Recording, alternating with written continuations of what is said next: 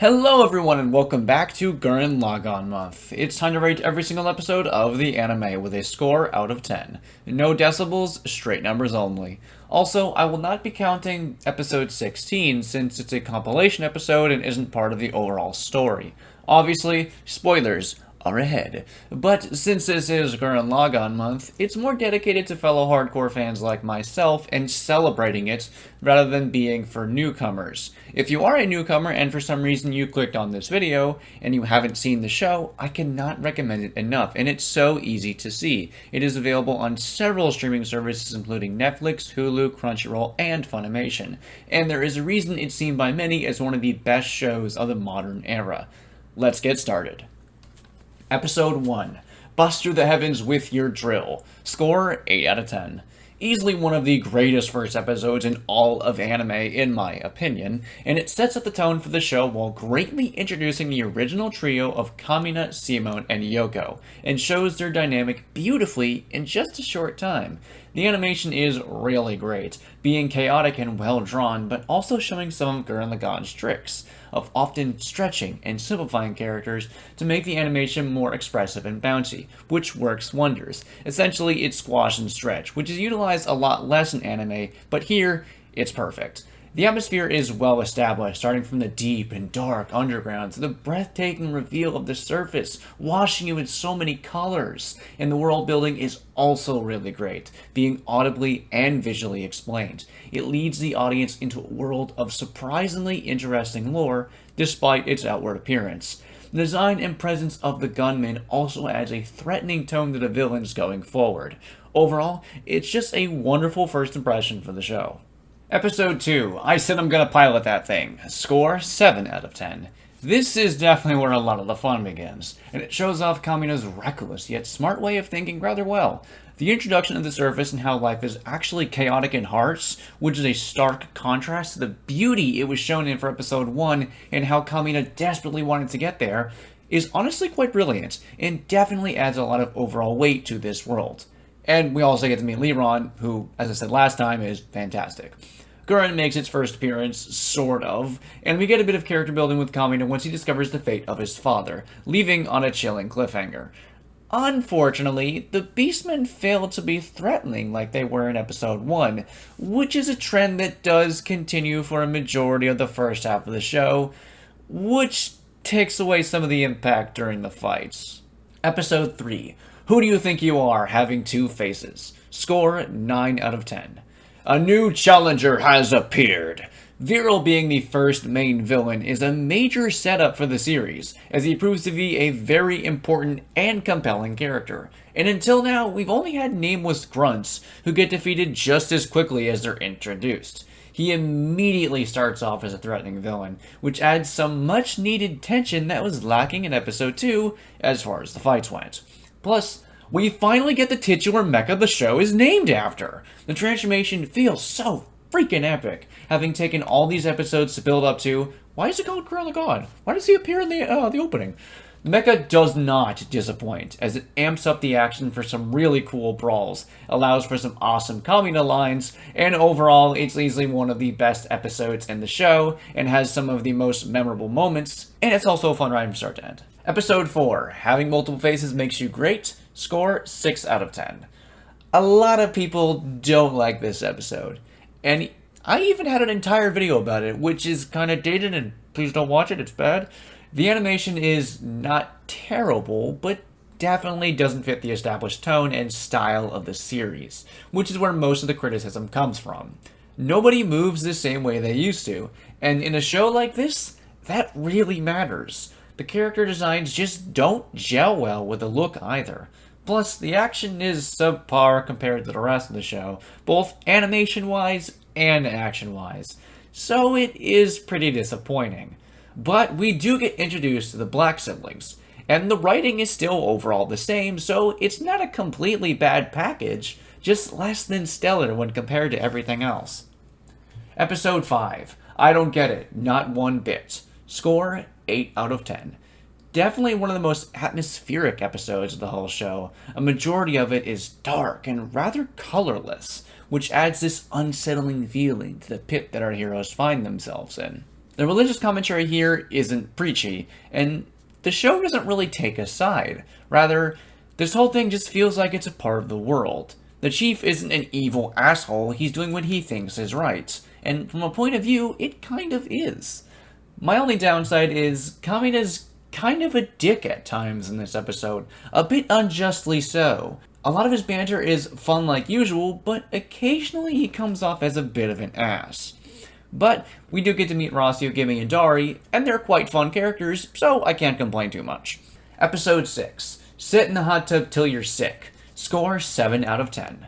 This is one of the funniest episodes, and the animation here can be so hectic and nuts that it's hard not to just have fun. But there is very little that actually happens here that's really of any importance. It has a similar problem as episode 4, but with better animation and more enjoyable action, as well as bringing up the black sibling again, minus Kitan. Also, the only way to watch this episode, in my opinion, is uncensored, as the censored version on Netflix has a painfully long set of flashbacks midway through to replace some of the other scenes that have some very Japanese-style animation, let's just say. It misses several funny jokes and chaotic moments, but those scenes can be a little uncomfortable for some people, so I get why they did it, so take it how you will. Personally, I feel the jokes are worth those scenes. Episode 7. You're Gonna Do It. Score 8 out of 10. The first time in a while that the Beastmen and Gunmen have actually been threatening, which is one of Episode 1's greatest strengths, and it's great to see it again. The introduction of Dai Gunsen as well as Tim Elf is a pretty big moment, as you could just feel the scale and power of the capital, which the audience learns about in this episode. It actually brings about this real-life threat. The action is great as always, and we get the awesome reveal of Kitan and friends who followed in Kamina's insane footsteps and stole their own gunmen. It's really badass, and worthy of a hell yeah. We also get to see more of Kamina's reckless genius as they plan for the next battle and have him mug for the camera. And we also feel more of his connection with Seimone, and it ends on a note that makes the audience hungry for the next episode. Episode 8. Later, buddy. Score 9 out of 10. As a huge fan of Kamina, this episode does hurt a bit to talk about. It's infamous because of his death. But at the same time, I can't deny the impacts this episode has on the characters and the rest of the show. There's this tension throughout that the previous episodes just didn't have for the most part, and the result leaves the audience conflicted in a good way, in an effective way. It adds a layer of uneasiness for the rest of the series that makes the action feel like it has more weight behind it, and that there are actual stakes. It makes everyone realize that this isn't going to be all just fun and games.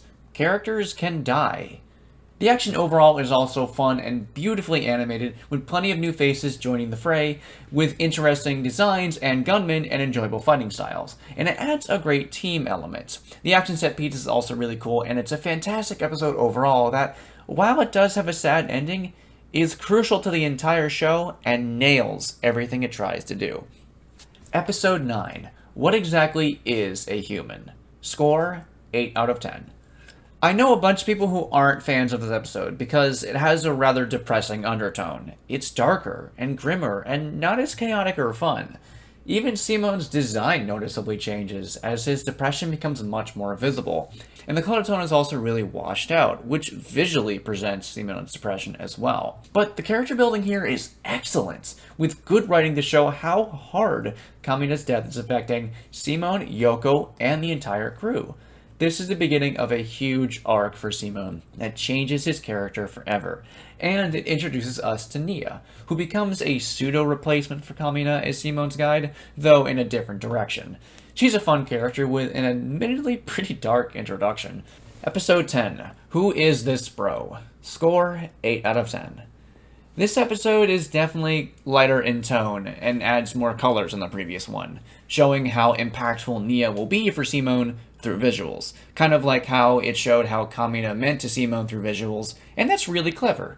The crew's interactions with her are also perfect, with Kitan's failed and humorous interrogation and Yoko's angry outburst at Nia's ignorance towards Kamina's importance to the entire crew. There's plenty of good emotions going on here that add to the characters and the story, And we even learn more about Kamina and Seimone's past with a short flashback. It's moments like this that show how much care has gone into these folks and their development. Also, we finally get to see Adine some more after her brief intro in episode 9. She's a very menacing and personable figure who's way more interesting than Timilf. Episode 11, Seimone Hands Off, score 10 out of 10. I am definitely biased, as this episode has my favorite scene in anime, and never fails to get me emotional. It is so damn powerful. After plenty of build-up and depressive fallout, Seimone gets his moment, and it's worth the wait. The writing, animation, and character building in this episode is top-notch as we dive further into Seimone's relationship with Kamina through flashbacks, though from a different point of view, expanding on the previous episode's flashbacks and adding a different side to it, which shows a lot more about Seimone and Kamina's connection and dives further into the core messages of the show. We also get some pretty good moments for Nia with her defiance against Guam. Whenever I watch Gurren Lagann, this is one of the episodes I really want to get to.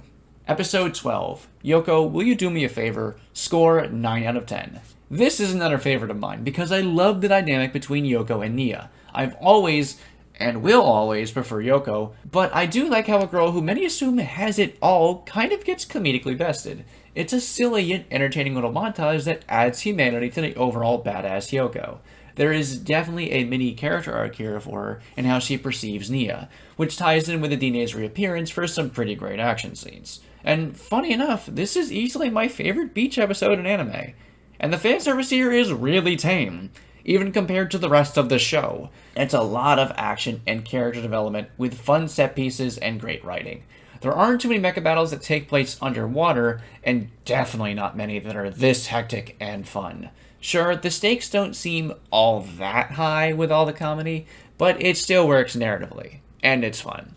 Also Squidward, even anime isn't safe from SpongeBob. Episode 13, Eat Up Everyone, score 8 out of 10. One of the reasons this episode is great is for a reason that's pretty unique to Gurren Lagann. It sets up an entire episode for a punchline. That being that Nia is a terrible cook, despite being hyped up by literally everyone before then. And since poor Rossi was out of commission from tasting her terrible cooking, we get Yoko piloting Gurren, which is just fantastic. It offers some unique spins on the action as Yoko has a different mindset than the other pilots before. Especially now that Gurren Lagann can fly, hell yes, it feels like a great evolution of this mecha and adds a lot of possibilities for future action. Saddlemander is also a pretty good threat overall with a good villainous introduction that really separates himself character-wise from the other generals.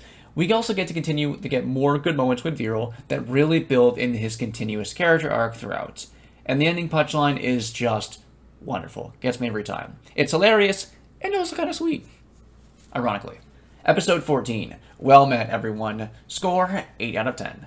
This episode really highlights one of the core messages of Gurren Lagann, the power of teamwork. Not friendship, teamwork. The four generals honestly could have won if they'd worked together, but since they all kind of hate each other, their failure was inevitable, despite the power gap. Seeing the two final generals fall because of this is really satisfying.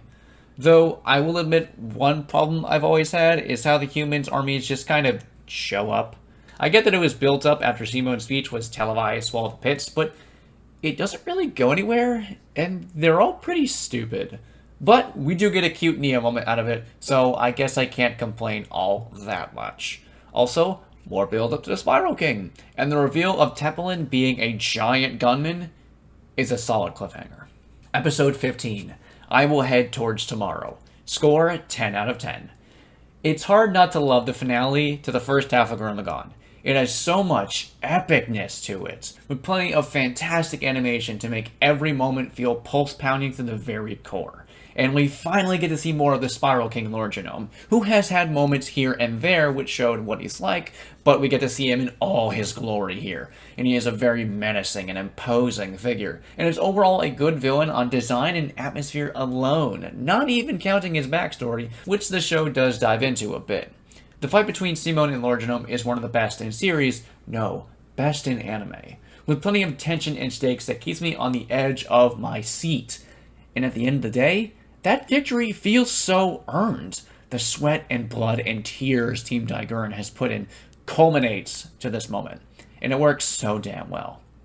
This feels like a proper ending. Like the show could have ended here, and overall, the anime still would have been really, really great. Not as great as it is, but still a really solid show. Episode 17. You Don't Know Anything. Score 7 out of 10.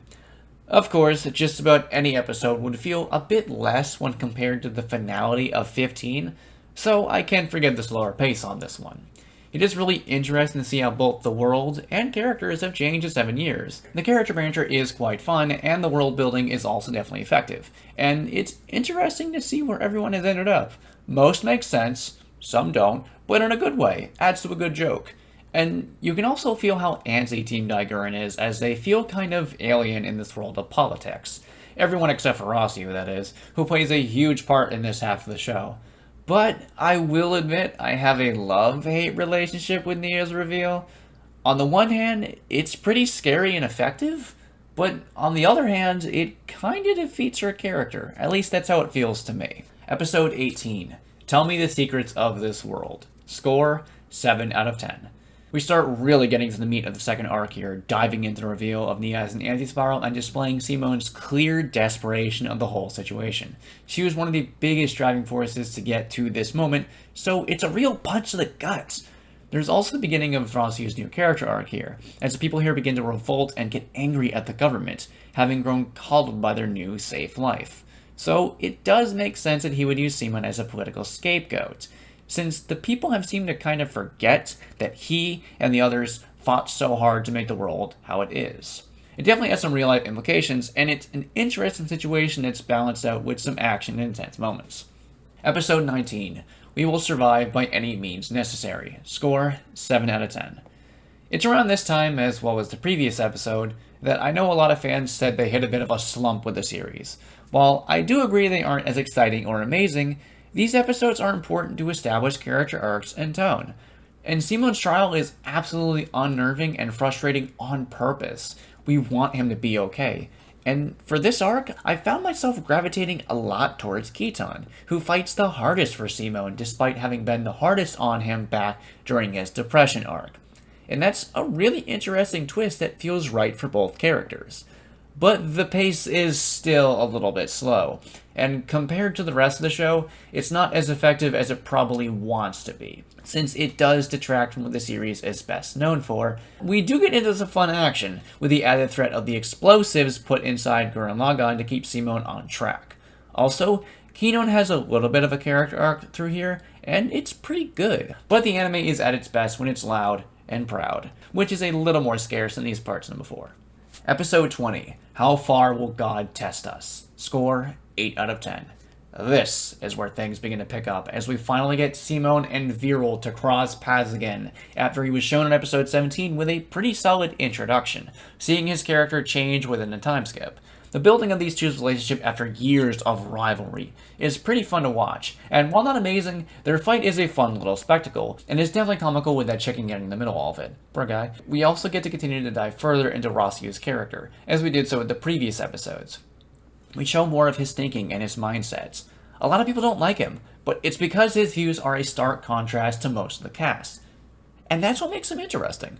There's a great argument over realism and idealism, with Seimone and Rossio's different mindsets. He's a strong character overall, as this half of the show really goes into his ideologies and tests him to his absolute limits. And I feel a lot less people should hate on him. Episode 21.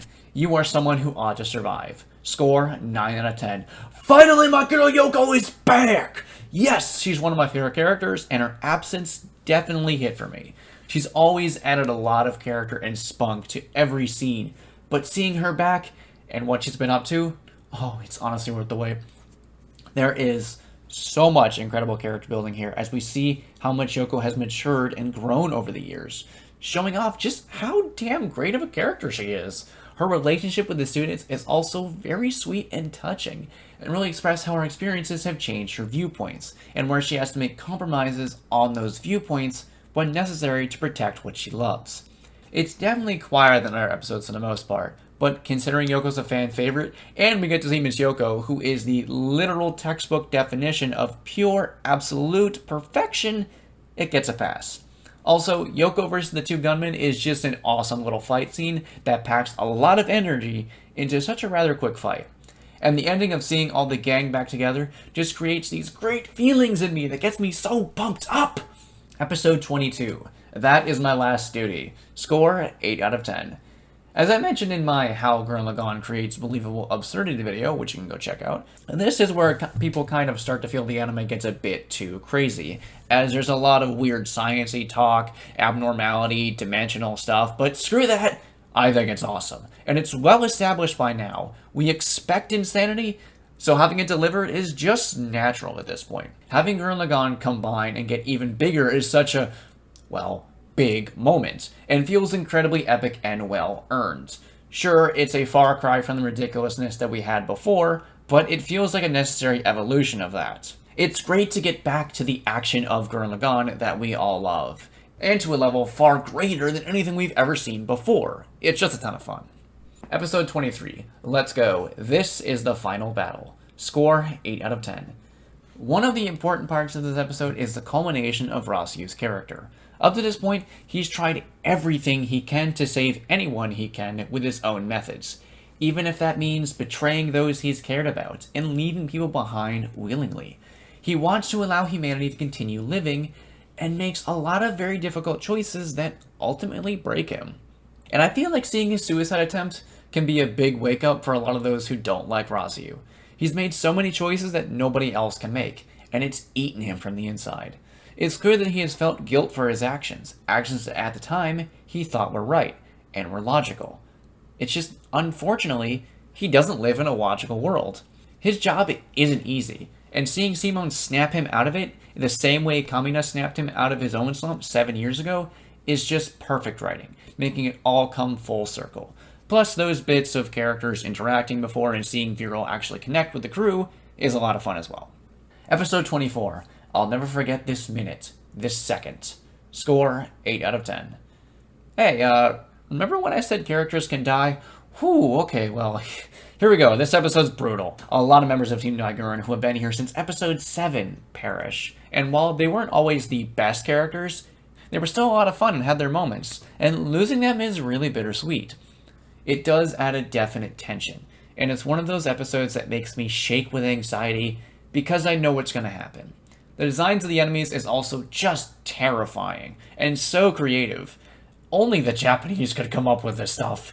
This definitely builds on that level of finality to this arc, like it'll be difficult for a third part to ever top this, should that ever come.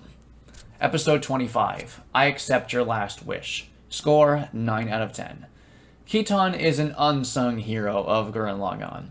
Kamina is a fan favorite, but a lot of people forget just how damn good of a character Kitan is. He's someone who's been stuck this whole time, as he doesn't really fit into this new world of politics.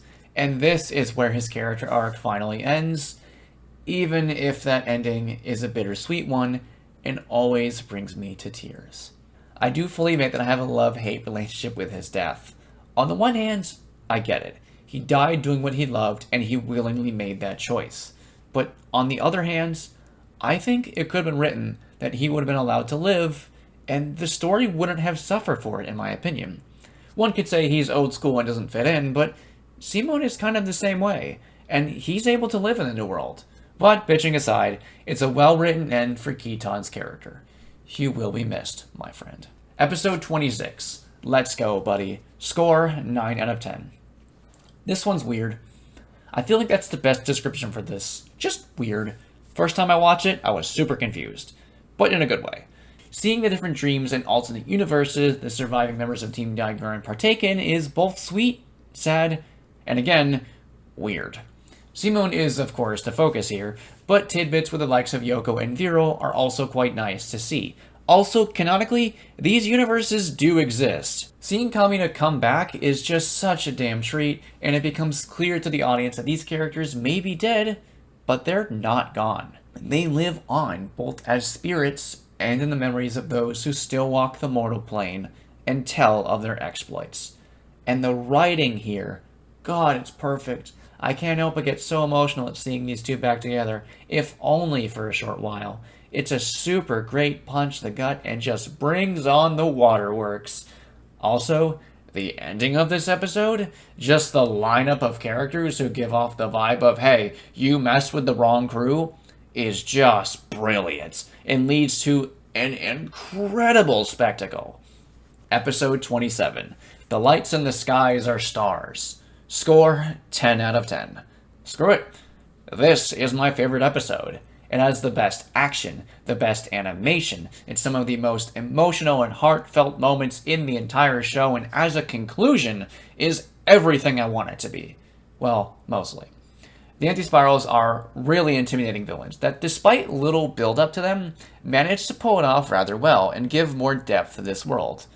And the fight? It's really stupid and crazy, but it's so good. It's amazing Gainax was able to stretch a budget so much so the final episode could look this good and still have a large majority of the previous ones also look good too. The ending, just like against Lord Genome, feels so earned, but now on a much larger scale. Probably the largest anime will ever get to. It's harder to get bigger than literally light years, throwing galaxies and actual big bangs. It's an amazing fight that sticks out in all anime fights ever. My only problem is Nia's death is pointless. I know, I bitched about Kitan's death, but his at least made sense for his character. This doesn't. Nia was really underutilized throughout this entire arc, and her reveal as an anti-spiral kind of went against her character before. Honestly, she could have survived, and that isn't me being a whiny fanboy who only likes happy endings. The anti-spirals weren't explained to the point where her disappearing made all that much sense. Here, I'll write an idea. Perhaps Seimone's power is so great, he's keeping Nia alive. There you go, I thought of that in just a few seconds. But overall, it's a heavy and sad moment and doesn't ruin the show or the episode. But it just still feels like it didn't need to be there. It makes part of the journey feel unearned. It does give Gurren Lagann a unique, bittersweet ending, but it does also betray a little bit of what the show is about. However, nitpicking aside, it's a fantastic episode to finish off a fantastic, one-of-a-kind anime. And that is my opinion on every single episode of Gurren Lagann. Whew, that was a big mouthful. But if you guys enjoyed this video, please go ahead and make sure to rate, comment, and subscribe. Tell me what you think of every episode of Gurren Lagann. Make sure to check out my supporters, all the great stuff, and I will see you guys next time. Peace out.